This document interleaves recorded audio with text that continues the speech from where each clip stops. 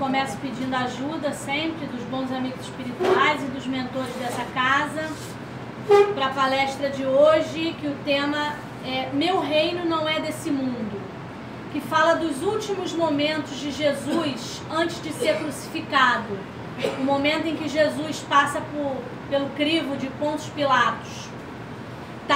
Está nos evangelhos de Mateus, Marcos e João e no Evangelho segundo o Espiritismo, no capítulo 2. Então eu vou ler um trecho, só uma parte de Jesus com Pilatos.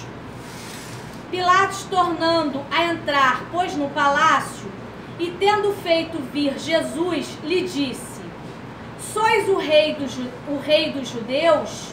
Jesus lhe respondeu: Meu reino não é desse mundo. Se meu reino fosse desse mundo, minhas gentes teriam combatido para me impedir de cair na mão dos judeus.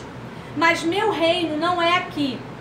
Pilatos então lhes disse: Sois, pois, rei? Jesus lhe replicou: Vós o disseste, eu sou rei. Não nasci e nem vim a este mundo senão para testemunhar a verdade. Qualquer que pertença à verdade escuta a minha voz. Então, primeiro, a gente tem que falar o seguinte: Pilatos, ele não queria condenar Jesus. Ele até usou de uma prerrogativa que eles tinham na época. Ele falou para o povo: mas eu posso libertar um prisioneiro. Vocês não querem que eu liberte este homem?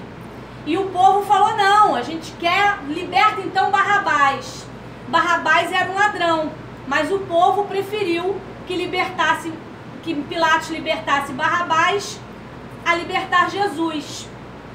Então, nesse momento, como o povo pediu que condenassem Jesus, foi que Pilatos lavou as mãos.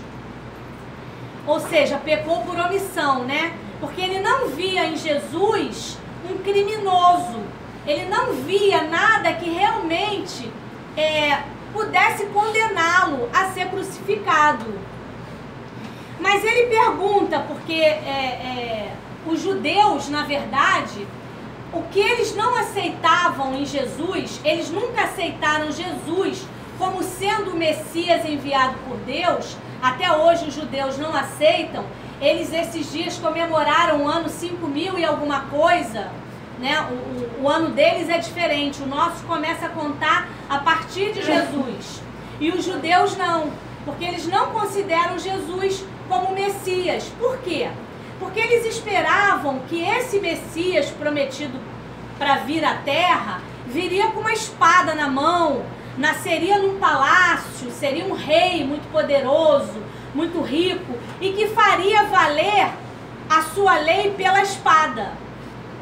Eles esperam até hoje que esse Messias seja alguém muito poderoso, que imponha a sua vontade pela força. Ao contrário disso, Jesus veio manso, pacífico, servindo de exemplo, de guia e exemplo para nós. Porque o que Jesus veio fazer? Jesus é o governador do planeta. Por que ele aceitou encarnar entre nós? Porque nós somos ainda muito materialistas. A gente precisa ver para crer. A gente precisa de exemplo. Então ele veio servir de exemplo, de guia e modelo. E como é que ele ia servir de exemplo empunhando uma espada? Cortando o pescoço daqueles que não seguissem os seus mandamentos. Ele veio servir de modelo, então ele veio manso, pacífico, indulgente. Ele veio mostrar a benevolência, a indulgência, a caridade e principalmente o amor. Então, quando Pilatos pergunta a Jesus se ele é rei, e Jesus fala: meu reino não é daqui, primeiro Jesus quer dizer que, evidentemente, existem outros mundos. Só na nossa galáxia são de 200 a 400 bilhões de sóis. O nosso Sol é um Sol de terceira grandeza, ou seja, existem outros sóis muito maiores que o nosso. Então, evidentemente, existem vidas em outros planetas. em outros mundos. Deus não criaria todo esse universo para povoar somente a Terra. E o Papa João XX até falou, o quão pequeno seria Deus se depois de ter criado este universo inteiro, povoasse unicamente o diminuto planeta Terra. Esse não é o Deus que eu conheço. Então, primeiro Jesus veio dizer que existem outros mundos. Numa outra passagem ele fala, há muitas moradas na casa de meu pai, porque existe vida em outros mundos. Nós somos apenas um pedacinho de um universo inteiro povoado. Segundo, quando se fala em realeza, a realeza de Jesus não está contida num rei com coroa, sentado num trono e dando ordem para os seus súditos. A realeza de Jesus está ancorada na sua magnitude, na sua grandeza moral, nos seus ensinamentos incontestáveis de amor. E nessa passagem até tem uma rainha, o relato de uma rainha que viveu, né, na terra, e quando ela desencarnou, ela conta que ela se assustou muito, porque ela chegou lá na espiritualidade e não tinham súditos. Não tinham ali os escravos à sua volta para lhe atender aos desejos, aos mandamentos, aos pedidos. Por quê? Porque a gente não leva nada daqui de título, de posição social, de dinheiro, a gente não leva nada. O que a gente leva para a espiritualidade? A nossa bagagem moral e o que a gente ganha de conhecimento numa encarnação. Mais nada. Então ela se assustou ainda mais quando ela viu alguns espíritos que viveram com ela na Terra e que ela considerava subalternos, ralés. Aqueles mais humildes eram espíritos extremamente mais superiores que ela moralmente falando. Então ela falou, como assim um súdito, um ralé, um humilde é superior? Porque a superioridade moral não está condicionada à nossa condição financeira, nem mesmo à nossa condição intelectual. Está condicionada à nossa condição moral.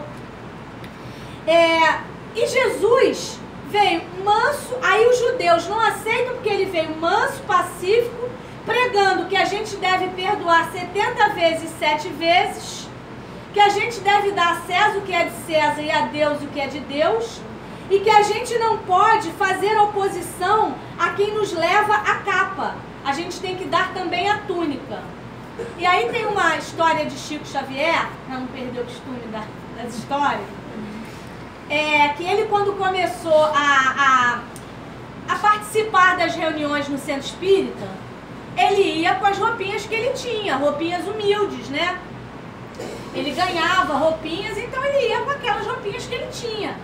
E o dirigente da casa chamou a atenção dele, que ele falou, olha Chico, você deve se arrumar um pouquinho melhor, porque pode causar algum inconveniente com o pessoal da assistência.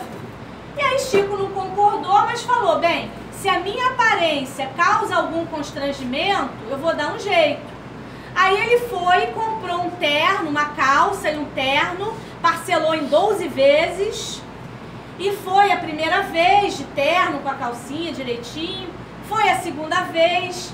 Na terceira vez, ele antes de fazer, ele, bom, preciso lavar agora, né? O único, lavou, botou para secar, torcendo para secar a tempo dele para a reunião. Quando ele foi no varal pegar, tinham roubado o paletó. Ele entrou desesperado em casa, cobrando da espiritualidade por que tinha acontecido aquilo com ele, que ele não tinha pago nem a segunda parcela. Por que a espiritualidade tinha deixado roubarem o paletó dele? E aí a Emmanuel falou para ele, ó, corre, porque o rapaz que roubou ainda está na rua do lado. E aí ele disparou e a Emmanuel falou, não Chico, volta, leva a calça, porque o que o rapaz vai fazer somente com o casaco, com o paletó? Leva a calça também e oferece. Não é o ensinamento de Jesus? Se lhe pedirem a capa, dê também a túnica. Então, nesse capítulo, nós temos também a vida futura, que Jesus fala da vida futura. E quando a gente não acredita na vida futura, tudo para nós fica muito mais pesado.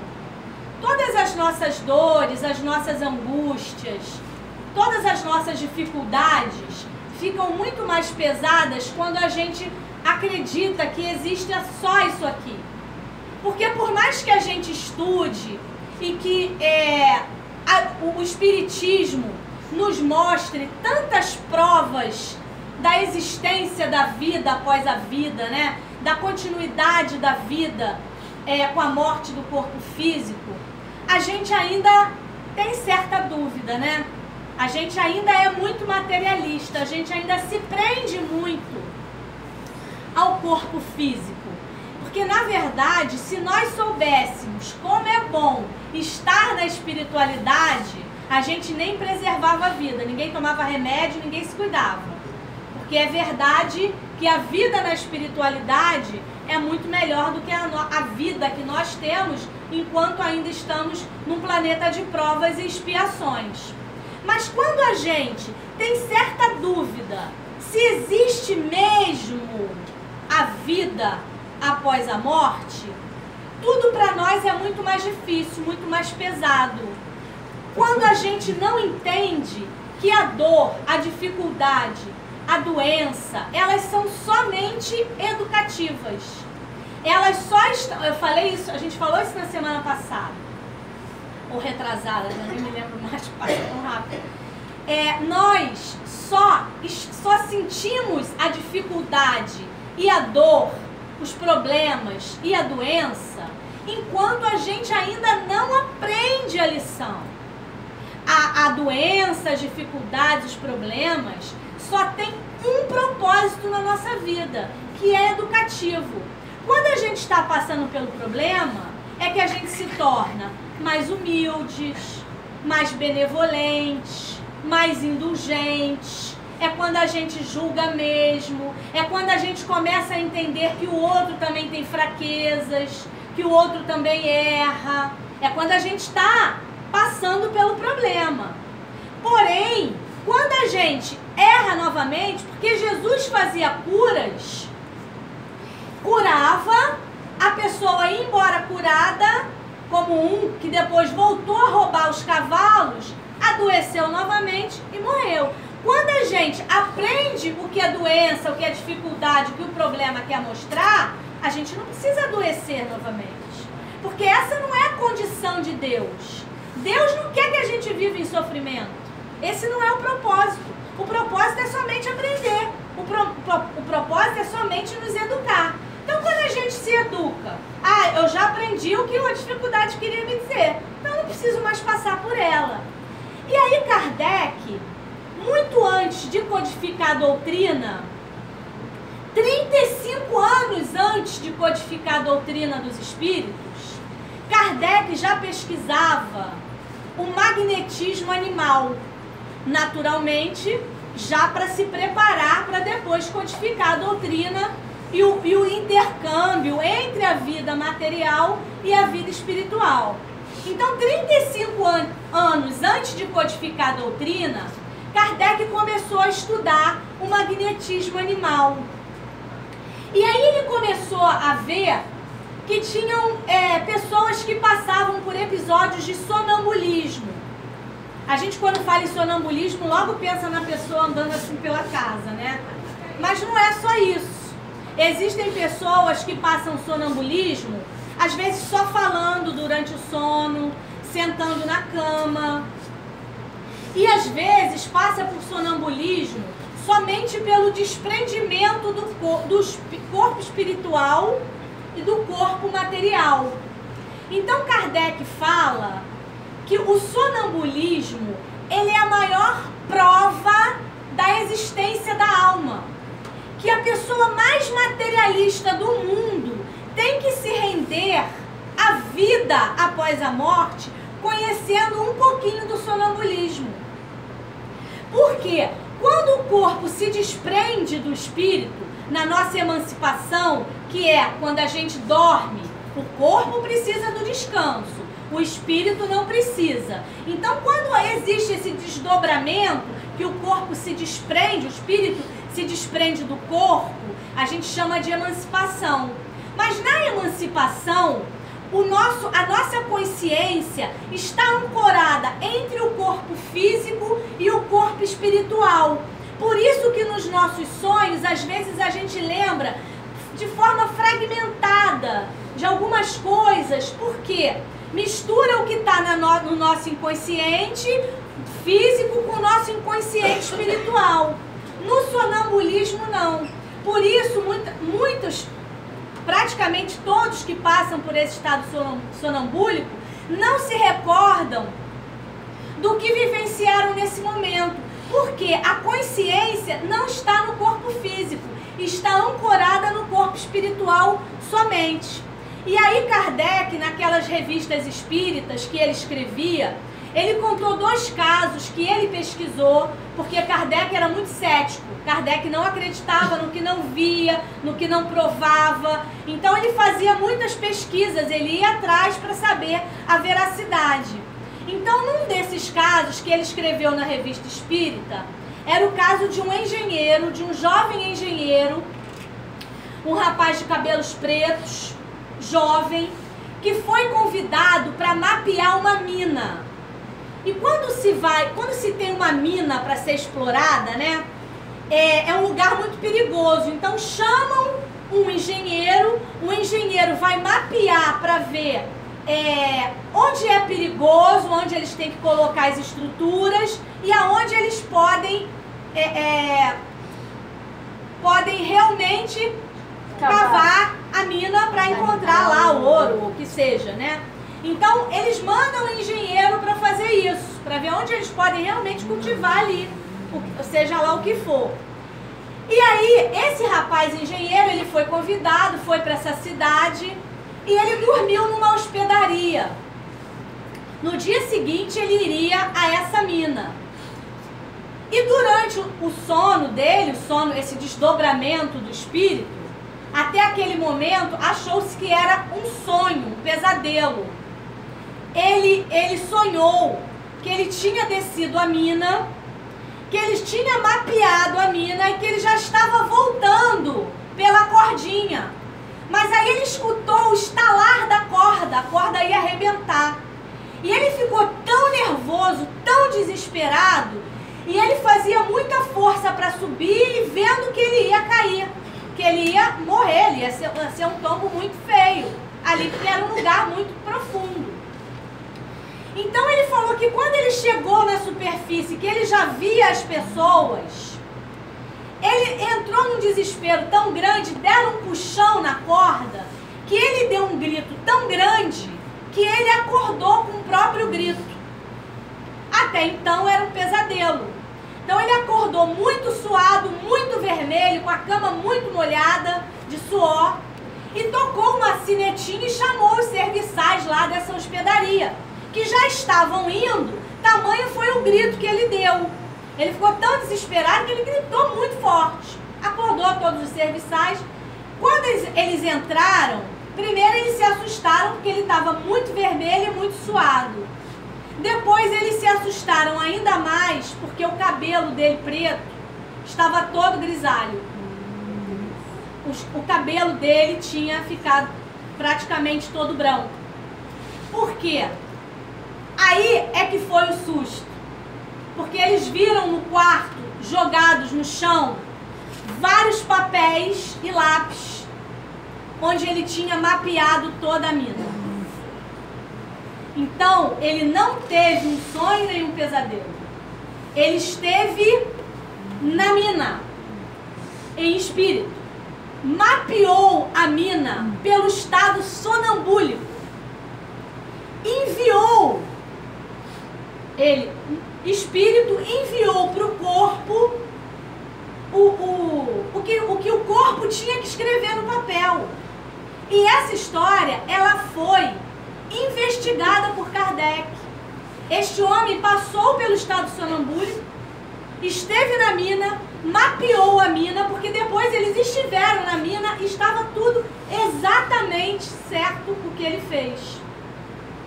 E o estado sonambúlico, muitas vezes, demonstra uma capacidade moral, intelectual e cultural que aquele corpo não possui.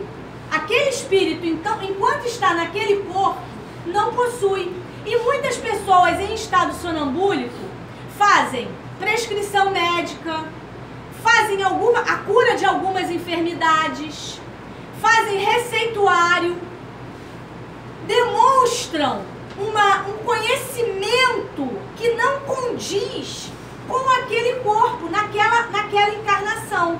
Então Kardec diz que o sonambulismo é a maior prova da existência da alma. E aí eu vou contar uma outra história desse livro, que foi de uma empregada doméstica, que era uma pessoa muito humilde, sem nenhum estudo, sem nenhum conhecimento, ela sequer escrevia o próprio nome, e uma pessoa que tinha como característica falar muito baixo, assim que nem eu falo, falar muito baixo, uma pessoa muito dócil, muito humilde, ela mais ouvia do que falava. Essas eram as características dela. E ela começou, essa moça de nome Jolie, ela começou a ter episódios de sonambulismo tão frequentes que ela ficava, às vezes, dia e noite em estado sonambúlico. E aí, com o tempo, com o passar dos dias, esse estado sonambúlico piorou muito, porque ela começou a entrar em luta corporal com alguém que não se via, com alguém que as pessoas não enxergavam, mas viam. Ela começava a se sentir como se estivesse sendo estrangulada, muito vermelha, e começava a gritar e falar e xingar, que não era nem das características dela. E quando ela voltava a si, quando ela acordava, ela contava que ela entrava em luta física, na verdade ela não conhecia, mas que ela entrava em luta física com uma rainha que tinha sido uma mulher muito má, chamava Fredegond, se eu não me engano o nome é esse. E ela entrava em luta porque essa rainha era muito má e queria matá-la de qualquer jeito. E essa moça era uma moça muito humilde, sem conhecimento. Kardec foi pesquisar e descobriu que essa rainha, ela realmente existiu. E essa moça, ela não tinha a menor condição de saber da existência. Então, eu contei essa história, essa parte do sonambulismo, porque para as pessoas que ainda têm dúvida da existência, da nossa vida após essa vida, da nossa vida após a morte do corpo físico, que acreditem que realmente os nossos males aqui são somente educativos. E isso que Jesus quis dizer, que o reino dele não era daqui. De fato, o reino de Jesus não podia ser num planeta que ainda predomina o egoísmo, a vaidade, o orgulho. É claro que, mesmo sendo governador desse planeta, o reino dele não seria aqui. Mas nós podemos abreviar o nosso sofrimento, nós podemos abreviar as nossas dificuldades, acreditando que elas são momentâneas, que realmente elas têm dia e hora para acabar e que só depende de nós. Depende do nosso esforço em nos melhorarmos, em sermos benevolentes, em sermos indulgentes. Indulgência é perdoar o pecado do outro, assim como nós queremos que nos perdoem também. Indulgência, benevolência, é entender que o outro também erra, que o outro também tem dificuldade, que o outro também está em aprendizado e que nós vamos sofrer menos, já que o sofrimento é educativo, nós vamos sofrer se a gente fizer a lição direitinho. E aí, com muito pesar, que hoje eu me despeço de vocês.